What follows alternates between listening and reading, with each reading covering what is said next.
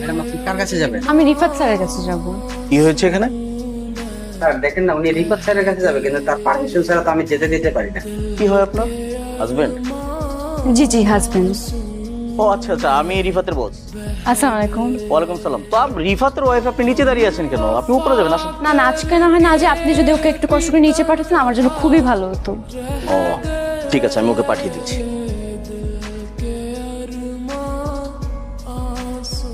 কি সমস্যা আপনার?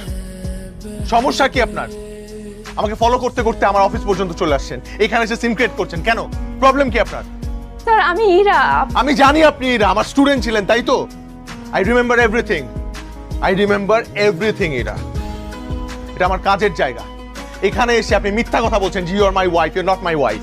আপনার সাথে আমার কোনো ধরনের সম্পর্ক নেই, আপনি আমার স্টুডেন্ট ছিলেন, দ্যাটস ইট।